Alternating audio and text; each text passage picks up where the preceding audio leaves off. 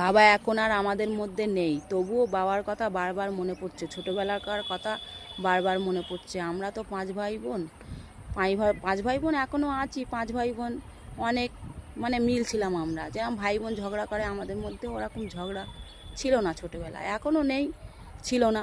এবারে আমার দাদা খুব ভালো মানুষ, তার জন্য ওর কথা তো বলার নেই। ও তো সবাইকে, হয়তো বাবা থাকায় ও সবাইকে আংলেছে, সবাইকে আংলার, সবাইকে। কোনো বোনেদের, হয়তো আমরা চার বোনে, তবুও দাদার কাছে আমরা প্রচুর ঝামেলা করি। দাদা আমাদের সত্যি প্রচুর ভালোবাসে।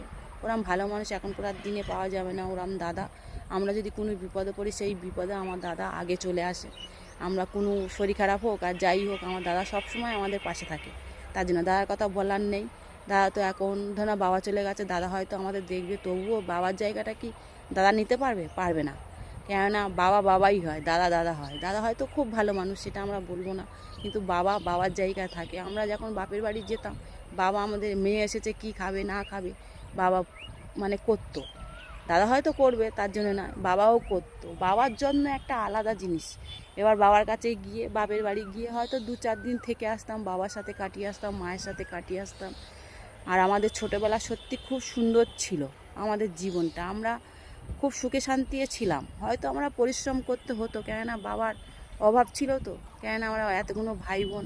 তখনকার দিনে তো এত টাকা পয়সা ছিল না, বা এত কাজকর্ম ছিল না।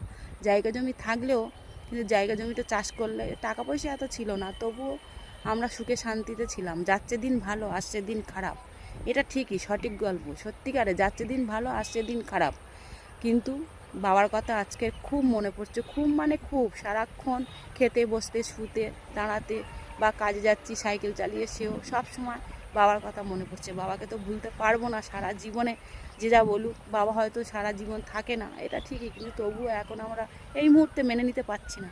হয়তো আস্তে আস্তে সংসারের চাপে বলো, সংসারের পরিস্থিতিতে বলে মেনে নিতে বাধ্য, তবুও বুকটার মধ্যে সারাক্ষণ বাবার অভাবটা আমাদের থেকে যাবে। বাবাকে সত্যি আমরা সবাই খুব খুব ভালোবাসতাম। বাবা যেইখানে থাকুক, বাবা হয়তো শুনতে পাবে, কিন্তু সত্যি আমরা ভাই বোন বাবাকে প্রচুর প্রচুর ভালোবাসতাম, প্রচুর যত্ন করতো। যার বাড়ি যেত বাবাকে খুব যত্ন করতো। মা তো এখন আছে, এখন মা আমাদের ভরসা, মা আমাদের সব কিছু। মা আমাদের তো খুব শান্তশিষ্ট।